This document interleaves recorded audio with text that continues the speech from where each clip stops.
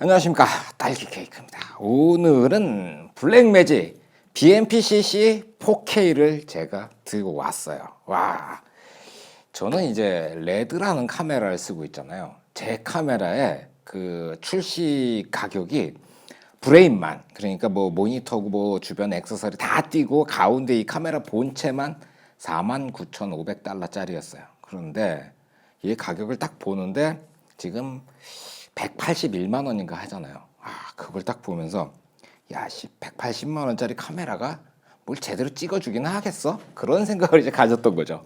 그리고 카메라를 친구한테 딱 빌려다가 펌웨어를 6.2로 이번에 업데이트를 하고 카메라를 딱 보는데 와, 되게 이게 얄미운 거예요. 너무 카메라를 잘 만들어 놔가지고 이 카메라 안에 있는 기능이라든가 어떤 사용법, 조작법 이런 걸 딱 보는데 내가 도대체 그 비싼 카메라를 왜 산 거야? 막 그런 생각이 들더라고요.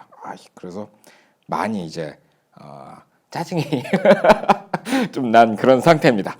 자, 일단 카메라의 외형부터 살펴보자. 자, 렌즈는 마이크로 포서즈 렌즈를 사용을 해요. 이게 이렇게 열어보면 이미지 센서 사이즈가 가로가 1.8cm 그리고 세로가 한 1cm 그 정도 돼요. 그래서 센서가 작아가지고 어떤 와이드 그 광각 영역에서 좀 불리한 점이 있겠다 싶었는데 마이크로 포서즈 렌즈들을 이렇게 살펴보니까 와이드 렌즈가 굉장히 많아요. 제가 지금 꽂고 있는 이 렌즈도 12mm f2.0 렌즈예요. 그러니까 이렇게 막 7.5mm 막 이런 식으로 10mm 막 와이드 렌즈가 굉장히 많아요. 그래서 마이크로 포서즈가 와이드를 찍는 데는 그렇게 문제가 없더라고요. 근데 문제가 뭐냐면은 정작 문제는 이 7.5mm라는 이 포컬 렌스가 이게 만만하지 않다 보니까 렌즈들이 와이드로 가면 갈수록 이 배럴 디스토션이라고 부르잖아요. 이렇게 휘어져 있는 거. 그게 좀 심하더라고요. 그래서 이렇게 그 마이크로 포서즈 렌즈를 쓰시는 것보다는 이 앞에다가 메타본즈에서 나온 뭐 스피드 부스터라든가 이런 것들 그 좀 확대시켜주는 기능이 있는 어댑터가 있거든요. 그런 걸 이용해 가지고 다른 회사의 렌즈를 꽂아 가지고 사용하는 것도 상당히 안정성에 도움이 될 거라는 생각이 들더라고요. 어쨌든 마이크로 포서즈 마운트를 가지고 있고 센서 사이즈가 좀 작은 편이에요. 자, 그래서 그거를 극복할 수 있는 방법들이 있다고 말씀드렸고요. 그 뒤로 보면은 여기 이렇게 구멍이 좌우로 이렇게 뚫려 있어요. 여기가 흡기예요. 그리고 바닥에 보면은 여기도 구멍이 뚫려 있어요. 그래서 이게 백이에요. 전원을 딱 키면은 여기서 휙 하면서 팬이 돌아가는 소리가 나요. 제가 이 작년 NAB, 그러니까 작년 2018년 4월 달이었죠. NAB 가서 이걸 봤는데 그때도 이게 이제 팬 돌아가는 소리는 안 나요. 그런데 이렇게 밑에 손바닥을 대보면 바람이 나오는 게 느껴져요. 그래서 냉각에 있어가지고 굉장히 도움이 많이 되겠더라고요. 실제로도 뭐 냉각, 그러니까 카메라 과열은 그렇게 걱정하실 필요가 없을 거라는 생각이 들고요. 그리고 안에서 팬이 돈다고 소리가 나지도 않아요. 이렇게 귀에 가까이 대보면 소리가 들리긴 하는데 제가 이렇게 마이크에 갖다 대도 이 팬 돌아가는 소리가 마이크에 들어가지 않을 정도로 팬 소리가 작아요. 그 점도 굉장히 큰 장점이라는 생각이 들더라고요. 그리고 여기에 내장 마이크가 이렇게 붙어 있어요. 여기 하나 붙어 있고 요 반대쪽에 하나 붙어 있고 그래서 좌우에 한 유닛씩, 그러니까 한 개가 붙어 있는 게 아니고 이 안에 또 복합적으로 몇 개의 유닛이 이렇게 들어가 있다고 이렇게 돼 있더라고요. 제가 이걸 또 카메라를 열어보지 않아가지고 정확하게 이렇게 말씀을 드릴 수는 없고 그렇다니까 뭐 그런가 보다 하고 밖에 나가서 녹음을 해봤는데 와, 다른 거보다 입체감이 굉장히 뛰어나요. 이 새가막 이쪽에서 뻑뻑뻑뻑거리고 여기서 이제 까마귀가 깍깍거리는데 나중에 들어와가지고 책상에서 그 파일을 딱 열어봤는데 진짜로 까마귀가 깍깍거리는 게 막 이쪽에서 들리더라고요. 입체감을 굉장히 잘 잡아내요. 그런데 마이크가 민감하다 보니까 이 렌즈 돌리는 소리라든가 이 다이얼 돌리는 소리, 심지어 이렇게 딱 잡았을 때 이 쓸리는 소리까지 여기 다 들어가요.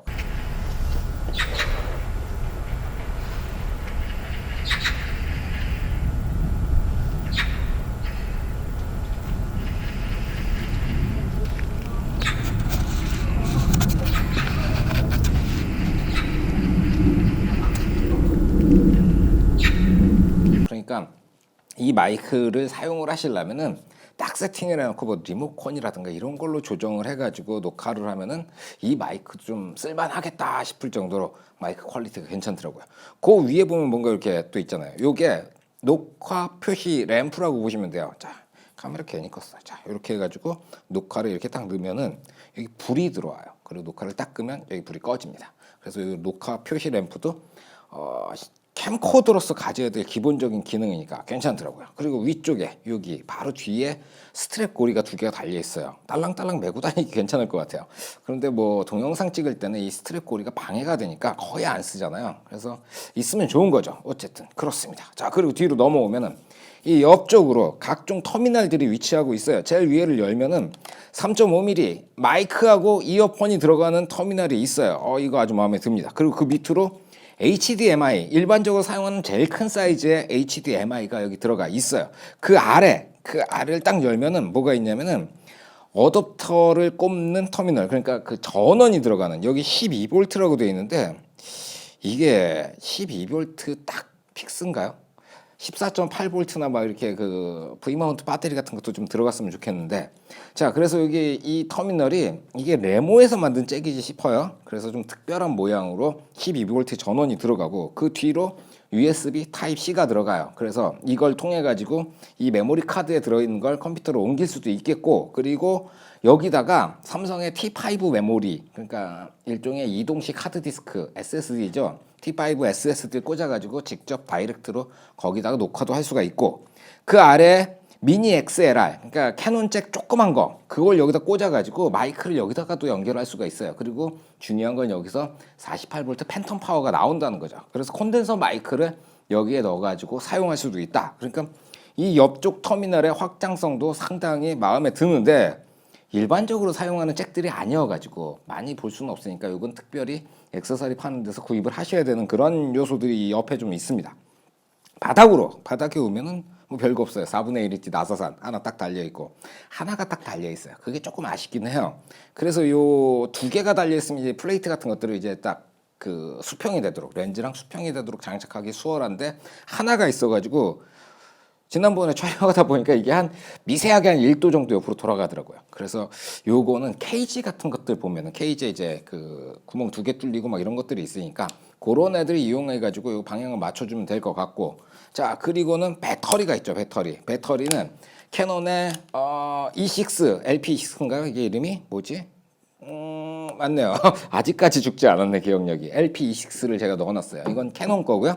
그리고 요거는 블랙매직을 사면은 요 들어있는 일종의 그 카피품이라고 보시면 돼요. 이 두 가지를 쓰실 수가 있어요. 캐논 정품이든지 아니면 블랙매직이든지 이 두 가지를 쓰실 수가 있다 그러는데, 이유가 뭐냐면은 이 배터리 슬롯에다가 이걸 넣었다가 뺄 때 이거 이외의 짝퉁들은 여기에 걸린다 그러더라고요. 그러니까 이 정품을 쓰라 뭐 그러는데, 얘가 블랙매직 건데 한 35,000원 하고 캐논 건 한 5만 원 하죠. 이 두 개도 또 차이점이 있어요. 블랙매직 같은 경우에는 얘네가 정식으로 여기 넣어줬는데 이것도 카피품이다 보니까 이렇게 넣어가지고 전원을 올리잖아요. 그러면은 이 뒤에 화면에 이게 전원이 표시가 돼요. 들어와라 그러면 요 우측 상단에 하얗게 배터리가 이제 꽉 차 있다고 표시가 되잖아요. 이거를 클릭을 하면은 지금 7.5V 이렇게 지금 전압이 표시가 돼요. 그리고 다시 누르면 배터리 꽉 차 있다. 요것만 표시를 해요. 근데 요걸 끄고 캐논 걸 한번 꽂아 봅시다. 캐논 정품 같은 경우에는 뭐라고 부르더라? 스마트 배터리? 뭐 그런 식으로 부를 거예요. 그래서 이 배터리가 카메라랑 통신을 하게 되어 있어요. 그래서 이렇게 딱 켜가지고 올라와. 부팅 속도는 뭐 이 정도라고. 이렇게 보시면 요 우측 상단에 94%딱 표시가 돼 있고, 한번 누르면 전압 7.5V 이렇게 표시가 돼요. 그러니까 이 스마트 배터리가 아니면 몇 퍼센트로 표시가 안 돼요. 이 몇 퍼센트를 보시려면 15,000원을 더 주고 캐논 배터리를 쓰시면 돼요. 그런데 문제는 얘들이 그렇게까지 긴 시간을 버티지는 못해요. 원래 시네마 카메라가 배터리를 많이 처먹어요. R이도 겁나게 많이 먹고요. 제가 쓰고 있는 레드도 70W 정도 먹어요. 그러니까 1시간에 70W를 먹으니까 얘가 몇 와트짜리인가? 1800mAh 13W라고 써있네요. 이 카메라가 몇 와트를 먹는지 모르니까 13Wh라고 써있는데 이 배터리가 몇 시간을 가는지는 저도 정확하게 계산이 안 되는데, 대략 찍어보니까 한 40분에서 50분? 그 촬영 시간 말고 들고 다니면서 켜놓고 찍고 다시 움직이고 찍고 뭐 이렇게 찍어보니까 한 3, 40분 정도는 이제 제가 촬영했을 때 썼었는데, 연속 녹화는 한번 테스트를 해보셔야 될 거예요. 저도 거기는 테스트를 안 해봤어요. 이 카메라가 친구 거여가지고 무작정 그렇게 녹화를 눌러놓을 수는 없으니까 한 30분 정도 가지 싶어요. 그래서 요 옆에 그 12V 배터리 여기를 이용해가지고 이 옆에다가 소니의 MP-F 시리즈 배터리를 꽂아가지고 여기로 연결하는 액세서리들도 있고 V 마운트 배터리를 이제 리그를 꾸며가지고 그래서 꽂을 수 있었으면 좋겠는데 그 세팅도 간혹 보이긴 하는데 제가 그때는 관심이 없어서 자세히 안 봤거든요. 뭐 그런 점들이 있습니다. 자, 배터리는 그렇다고 말씀을 드렸고 옆구리를 딱 열면은 그러면 일단 배터리를 꽂고 갑시다. 옆구리를 열면 이제 메모리 슬롯이 나오는데 SD 카드를 넣을 수가 있고 C패스트 2.0을 넣을 수가 있어요.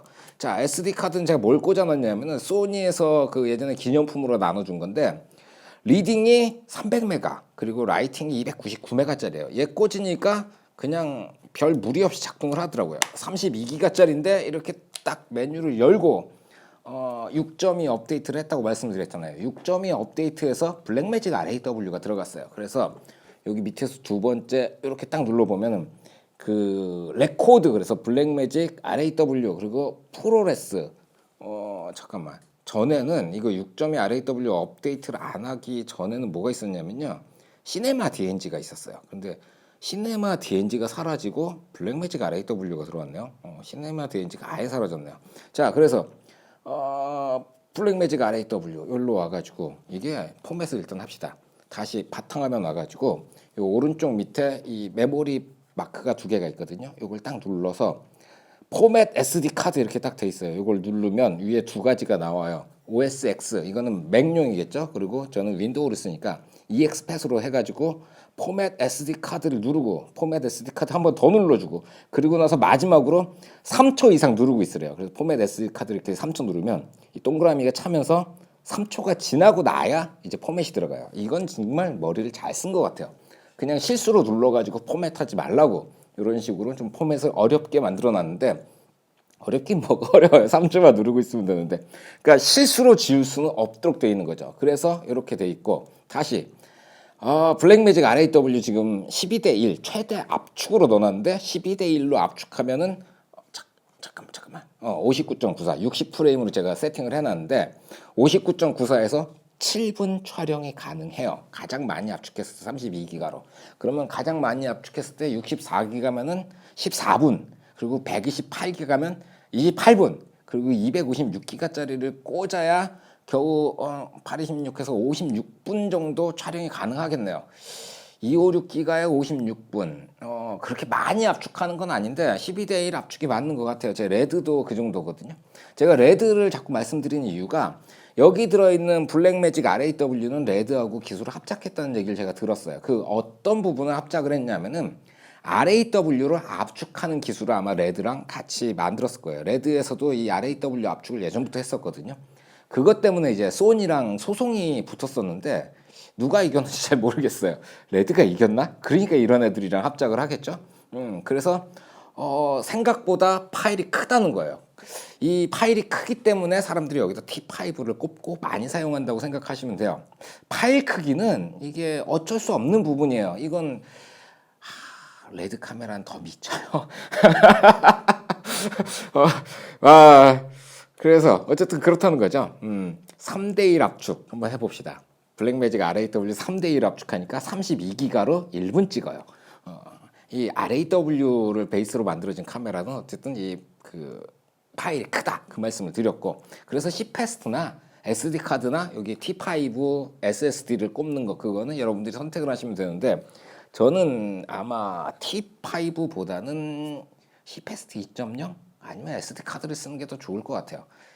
메인 카메라가 따로 있잖아요. 그러니까 그걸 메인으로 쓰고 얘를 서브로 좀 어디 카메라가 들어가기 어려운 자리라든가 딸랑딸랑 가볍게 들고 다녀야 되는데 뭐 이렇게 케이블이 주렁주렁 연결돼 있으면 좀 방해가 되니까 저는 이걸 메인으로 쓰지 않을 테니까 그런 선택을 할 수 있는 거고 이걸 메인으로 쓰실 분들은 T5 쓰십시오. 1테라짜리 쓰십시오. 2개 쓰십시오. 메모리 정말 많이 먹을 거예요. 자, 그리고 메모리까지 설명드렸고 상단으로 올라와 봅시다. 이 전원 스위치가 여기 달려 있어요. 전원 스위치는 정말 아무 느낌이 없어요. 딱딱딱거리고 그 옆으로 커스텀 1, 2, 3예요. 이 안에 들어가면 이 1, 2, 3에다가 무엇을 배치할지를 선택을 하실 수가 있고 ISO 그리고 옆에 S라고 써 있거든요. 이건 셔터 스피드겠죠. 그리고 화이트 밸런스를 이렇게 세팅할 수 있는 스위치들이 이렇게 쪼르륵 배치가 돼 있어요. 셔터 버튼이 있는데 요거는 사진이에요. 조그맣게 카메라 마크 그려져 있는 게 사진이고 요게 동영상 녹화예요. 그리고 되게 재밌는 게 요 앞에 여기도 동영상 녹화가 이렇게 돼 있어요. 그래서 왜 셔터가 이렇게 두 개가 있잖아요. 이게 왜 이렇게 두 개가 있냐면은 이렇게 잡으면 이걸 누르는 거고 이렇게 해서 셀프를 찍을 때 이렇게 하면은 이렇게 잡으면 이 버튼이 엄지 손가락으로 누르기에 편한 위치에 이렇게 딱 들어가 있어요. 그래서 셀프 찍을 때 그래서 이 유튜버를 위한 건가요? 이 레코드 버튼 두 개 들어가 있는 것도 참 재밌게 잘 배치했어요. 그리고 앞에 이제 커맨드 다이얼 하나 들어가 있어요. 요거 하나 들어가 있고 자 요까지 해가지고 요 앞쪽에 어떤 기계적인 컨트롤 뭐 버튼 같은 것들은 설명을 다 드렸고 그 다음은 이제 후면 메뉴입니다. 이 뒤로 오면은 가장 특이한 게 이 5인치짜리 액정이 붙어 있잖아요. 이게 굉장히 큰 거예요. 보통 크다고 해도 한 3인치 뭐 이런 거 넣잖아요. 5인치를 넣다 보니까 문제가 몇 개가 생겼는데 첫 번째 문제가 뭐냐면 이 폭이 굉장히 길어졌어요. 그래서 저는 이걸 딱 가지고 와가지고 바로 로닌 MX에 장착을 해보려고 딱 넣는데 안 들어가요. 좌우 기둥에 막혀가지고 이게 들어가질 않더라고요. 와, 그러니까 그 로닌이라든가 아마 모비도 쉽지 않을걸요. 모비 프로 들어갈래나? 모비 프로에 넣으면 들어가겠죠. 근데 모비 프로가 그 짐벌만 650만 원이죠. 죽을 것 같아요. 그리고 로닌 2는 들어가겠네요. 로닌 2에는 가능하지 싶고 로닌 S에도 이 상태로 그대로는 안 붙어요. 그래서 특별하게 제작된 어댑터를 이용한다든가 이거 아니면 뭐 틸타맥스? 틸타맥스는 이 모터가 이쪽으로 달려 있어요. 로니는 이쪽으로 달려 있고 그러다 보니까 이게 길이가 가까워서 틸타맥스 같은 거는 별도의 어댑터 없이 그냥 꽂히지 싶고 그 외에도 뭐 국산 짐벌 같은 데도 잘 꽂히더라고요. 그래서 저는 이게 다 시작이 5인치 모니터 때문이니까 이 모니터가 그냥 적당한 수준이에요. 좋지도 않고 나쁘지도 않고 그냥 달려있는 모니터니까 쓰는데 제일 불만이 사실은 이 모니터예요. 이게 뭐냐면 이거 뚜껑 덮고 보여드릴게요. 이 뚜껑을 덮어야 잘 보이니까. 이 모니터가 뭐가 불만이냐면 이렇게 옆에서 보면은 모니터가 이 각도로 이렇게 기울어져 있어요. 이거는 블랙매직의 어떤 그 뭐랄까 자기네 아이덴티티를 보여주는 각도라고 보시면 돼요. 얼사미니도 보면 뒤에 배터리를 붙이는 데가 이런 각도를 유지를 하고 있고 뭐 많이 이렇게 돼 있어요. 옛날에 그 BMPC 이 블랙매직에서 처음 만들었던 은색의 그 네모난 카메라도 그랬던 것 같은데 맞나? 그건 좀 헷갈리네요. 어쨌든 각도가 요만큼 기울어져 있어요. 그래서 저 같은 경우는 이제 그 직관적인 촬영을 굉장히 좋아하는데 그 직관적이란 말이 별게 아니고 그냥 제 마음대로 빨리 후다닥 찍는 거 좋아하는데 카메라를 딱 들고 이렇게 딱 보잖아요. 제가 모니터를 지금 정면으로 딱 보고 있는데 어때요? 렌즈가 하늘을 보고 있어요. 그러니까 렌즈하고 모니터하고 직각을 이루고 있지 않기 때문에 어쩔 땐 나가서 딱 찍을 때 이게 되게 헷갈리는 거예요. 가뜩이나 아까 말씀드린 것처럼 그 배럴 디스토션이 심하다고 말씀드렸잖아요. 이게 동그랗게 휘어 있는데 정확하게 수평을 딱 잡으면 위하고 아래하고 어떤 밸런스를 유지하면서 나중에 필요하면 편집 프로그램에서 그걸 펴버릴 수도 있어요. 그런데 이게 각이 좀 애매해가지고 빠르게 촬영할 때 이게 되게 헷갈리는 거예요. 이거 쓰면 쓸수록 이 각 때문에 조금 스트레스를 받더라고요. 예전에 나왔던 BMPCC, 그러니까 BMPCC 4K 말고 그냥 BMPCC는 이게 직각을 이루고 있었던 것 같은데 얘는 직각이 아니어가지고 이게 조금 거슬려요. 그래서 아마 저는 이 위에다 다른 모니터를 달고 쓰지 않을까 그런 생각이 좀 들어요. 자, 모니터 퀄리티는 뭐 그저 그렇다고 말씀을 드렸는데 사실은 괜찮은 편이에요. 그냥 믿으셔도 됩니다. 그래서 좀 여유 있게 촬영하실 때 그때 이제 모니터 저희 이 격자 그리드 3분할 가이드를 꺼내놨는데 이 3분할 가이드 보면서 맞추면 못 쓸 정도는 아니에요. 그리고 밖에 나가면 뭐 얘가 뭐 1000니트 막 이렇게 나오는 건 아니기 때문에 대낮에는 잘 안 보이는 건 뭐 기정사실인 거고 여기다가 막 2200니트, 1000니트 막 이런 엄청난 모니터를 꽂으면 카메라 가격이 지금 180만 원이라고 말씀드렸는데 181만 원에서 그냥 위로 쫙 그 모니터 가격만큼 또 올라가겠죠. 그러니까 필요치 않은 사람들, 실내 촬영 많은 사람들한테는 그거는 이제 낭비니까 없어도 뭐 딱히 욕할 거리는 아니라고 생각이 되고 이 각도 같은 경우에는 얘네가 뭐 카메라 이렇게 전문적으로 만드는 브랜드는 아니잖아요. 블랙매직은 제가 알기로는 스위처하고 뭐 캡처 보드 뭐 이런 거 잘 만드는 회사였지 카메라를 만드는 회사는 아니다 보니까 야 이것도 유일한 단점이라서 그래요. 제가 생각하는 이 카메라의 유일한 단점이 5인치짜리 모니터라서 단점 하나밖에 없어요. 모니터가 이렇게 기울어져 있다. 그거 하나. 넘어갑시다. 자, 요 오른쪽에 보면은 위아래 두 개의 다이얼이 다닥다닥 붙어 있는 게 하나 있잖아요. 위에 건 뭐냐면은 오토 익스포저예요. 그래서 이걸 누르면 자동으로 지금 시꺼매졌죠. 노출을 맞춰주고 그 밑에 버튼은 오토 포커스예요. 그래서 이 마이크로 포서즈 렌즈 AF를 쓰시게 되면 밑에 누르면 센터나 혹은 이 AF 에어리어 지정해 준 데에다 맞춰가지고 자동으로 포커스가 들어가는 버튼입니다. 이 버튼 써보면 은근히 편하더라고요. 이거 은근히 편하고 HFR 이게 뭐였지? 이게 HFR 버튼이었는데 이거 뭔지 갑자기 기억이 안 나네요. 별로 중요한 기능이 아니니까 아마 제가 기억을 못하는 게 아닐까 그런 생각이 들고 자, 그 밑에 이제 돋보기 플러스가 있는데 이걸 딱 누르면 포커스 잡는 부분을 100% 크기로 확대시켜 주는 거예요. 근데 되게 재밌는 게 이 모니터가 1920에 1080 풀 HD잖아요. 그러다 보니까 확대를 해봐야 2배밖에 안 커져요. 이렇게 딱 해서 이게 100%인 거예요. 4K를 여기다 딱 그 부분만 나오다 보니까 확대가 그렇게까지 쫙 땡기는 그런 느낌이 아니어가지고 저 이거 보고 되게 웃었었어요 처음에. 자, 그래서 포커스 확대 그게 있고 요거 말고 화면을 더블 클릭 2번 똑똑 해주면 거기가 똑똑하게 착 포커스를 보여줘요. 다시 똑똑 누르면 다시 또 똑똑하고 오케이. 자, 그 밑으로 이제 기본 메뉴가 아까 보여드렸고 재생 버튼 이렇게 있는데 일단 저 메뉴 누르기 전에 대부분의 기능은 이 화면에 보이는 걸로 가는 거예요. 자, 지금 59.94라고 되어 있는데 프레임을 딱 누르면 밑에 59.94 그래서 바를 이렇게 움직이면 24프레임 또 내리면 23.98 이렇게 하고 다시 한번 저 이게 제일 마음에 안 들어요. 뭔가 지금 클립이라고 나와 있는데 클립을 누르면 클립이 꺼져야 될 거 아니에요. 안 꺼져요. 이 기능은 좀 나중에 수정을 좀 해주겠죠. 자, 그리고 그 옆에 뭐 왼쪽으로 럿이 있는데 요 럿 넘어가고 이 뒤에 화면부터 설명을 끝내고 저 안으로 들어갑시다. 그래서 뭐 ISO라든가 화이트 밸런스라든가 그런 걸 다 여기서 눌러가지고 터치해가지고 그 안으로 들어가시면 돼요. 자, 뭐 중요한 기능이죠. 중요한 기능인데 어려운 기능이 아니기 때문에 여러분들이 카메라를 사시면 그냥 쿡쿡 찍어보면 되고 자, 여기 메뉴 마크 딱 눌러서 제일 왼쪽에 이제 레코드 아까 제가 포맷 말씀드리면서 설명해 드렸던 그 부분이고 요거 뭐 왼쪽으로 오면은 요건 뭐야 타임랩스 찍을 때 그리고 또 오면은 그 뭐랄까 기본적인 베이스예요. 그냥 그런 것들 여기 나오고 이건 뭐 찬찬히 보시면 찬찬히가 아니고 꼭 아셔야 되는 부분이라서 어려운 게 아니라서 설명을 생략합니다. 자, 모니터에 무엇을 표시해 줄지 뭐 제브라 패턴이라든가 뭐 3D 럿이라든가 뭐 그런 것들이 있어요. 세이프티 에어리어 뭐 세이프 에어리어 뭐 이런 것들이 있고 그리고 하나 또 넘어가면은 여기에 디스플레이 밝기 그리고 지금 제가 메타라고 해놨잖아요. 메타가 뭐냐면 요 왼쪽에 보면은 그 사운드 메타가 오른쪽에 뜨고 왼쪽에 이제 히스토그램이 떠요. 그게 이렇게 딱 해가지고 메타 말고 코덱 앤 레졸루션 이렇게 해놓으면 요 밑에 지금 블랙매직 RAW 그리고 4K DCI 이런 식으로 그 뭘 지금 선택을 했는지 그게 뜨고요. 뭐 그런 기능들이 있어요.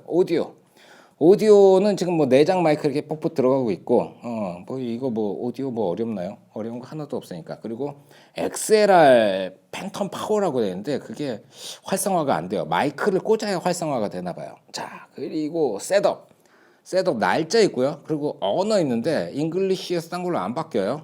그리고 셔터 앵글인지 셔터 스피드인지 그런 거 설정할 수가 있고 뭐 어려운 거 아니니까 거기다가 요 위에 펑션 1, 2, 3 이거 해주는 기능 뭘로 들어갈 건지 그거 설정하는 기능 나왔고요. 그냥 이렇게 안을 쓱 보시면 편하게 아실 수가 있는데 저는 아직 성공 못한 게 이거예요. 블루투스가 있어요. 블루투스를 온 해가지고 스마트폰이랑 연결하는 기능인 것 같은데 이걸 아직 성공을 못 해가지고 대단히 화가 납니다. 저는 이제 리모컨 촬영을 굉장히 많이 하거든요. 자동차에다 카메라를 붙여놓고 그리고 촬영을 하다 보니까 이 리모컨으로 촬영을 해야 되는데 이거를 빨리 성공을 해야지 이걸 실전에 투입을 할 텐데 자, 그리고 프리셋 기능이 있고요. 제일 중요한 럿이 있어요. 사용하시는 럿을 이 안에 넣어가지고 럿을 여기 눌러서 이거를 화면에 반영시켜가지고 보면서 또 이거 제브라가 확 뜨네요. 그때 오토 노출. 이거 아주 죽여요. 자, 럿을 넣어가지고 화면으로 보면서 촬영할 수 있는 기능이 있으니까. 자, 여기까지 해가지고 제가 카메라 어떤 메뉴라든가 뭐 그런 기타 등등 다 그걸 다 설명을 해드렸어요.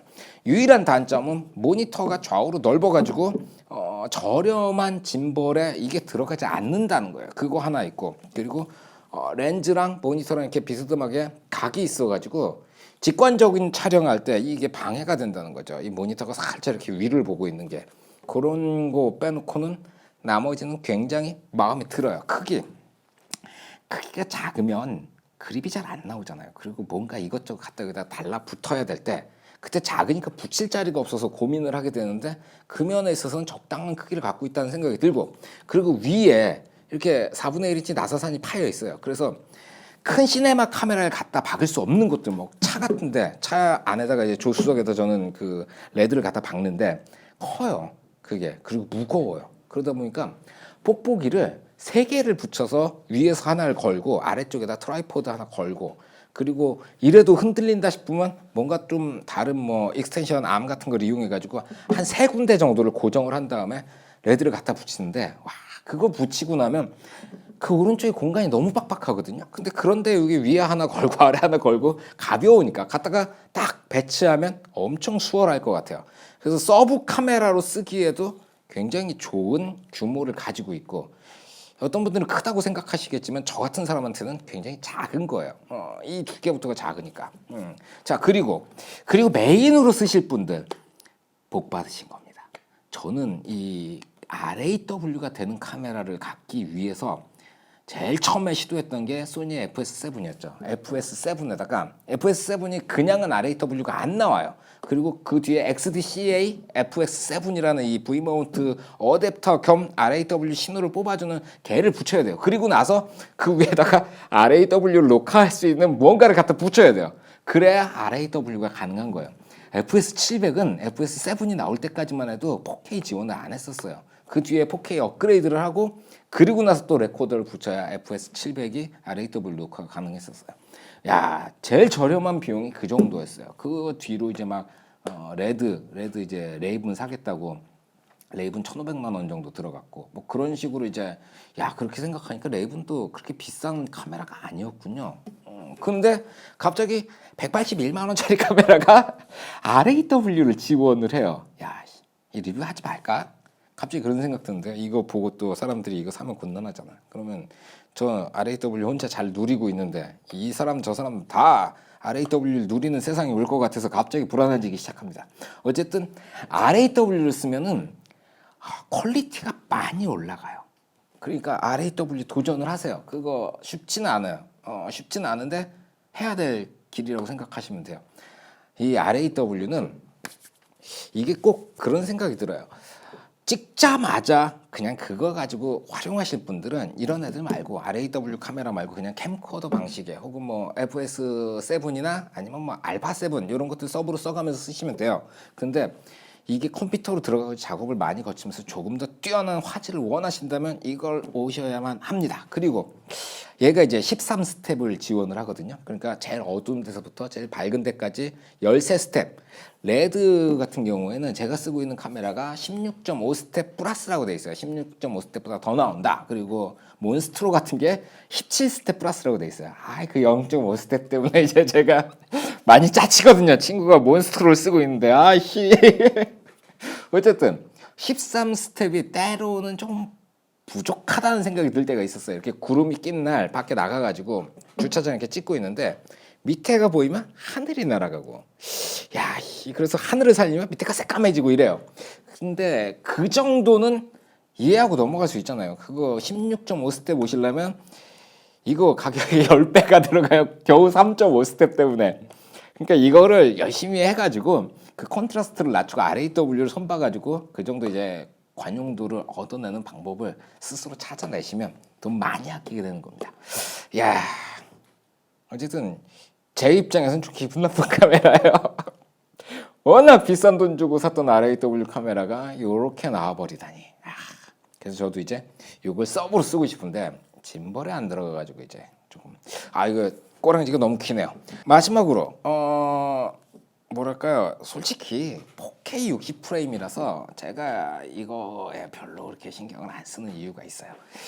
조금만 더 컸어도 그러니까 그 레드 레이븐 같은 경우는 4.5K였거든요. 겨우 0.5K 더 나왔는데 어떤 장점이 있었냐면은 그 0.5K 때문에 만약에 촬영을 했을 때 이게 한 1도 정도 수평이 안 맞는다 그러면 1도를 틀어요. 그리고는 101% 얘는 이제 100%로 촬영한 거를 이렇게 1도를 틀면 조금 확대를 해야 되잖아요. 이 옆에 잘리니까.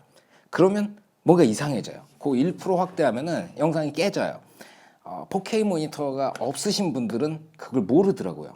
그 정도 뭐 그냥 대충 하면 되지 않아? 근데 제 모니터로 이렇게 보면 다 보여요. 그렇게 뭐 깨져 나가는 것들이. 그리고 데이터를 많이 상실하게 돼요. 그러니까 그런 면에 있어서 제가 이 모니터를 되게 싫어할 수밖에 없는 거예요. 잘 보고 정확하게 맞춰서 이건 수정이 안 되니까 4K에서 그 이상으로 수정이 안 되니까 그게 조금 이제 불만족스럽고 그리고 제가 이제 레드를 쓰면서 이걸 보면서 아래 등급의 카메라니까 이러면서 마음을 놓을 수 있는 이유라는 거죠. 자, 뭐 하이픽셀에서 팔고 있는데 하이픽셀한테 뭐 돈 받아 먹은 거 없고요. 그렇다고 뭐 블랙매직 본사에서도 한 푼도 안 줬습니다. 좀 주면 어디 덧나? 내가 더 잘해줬을 텐데 샘플도 많이 꽂아놓고 좀 하이픽셀 저한테 신경 좀 써주십시오. 되게 잘 나왔어요.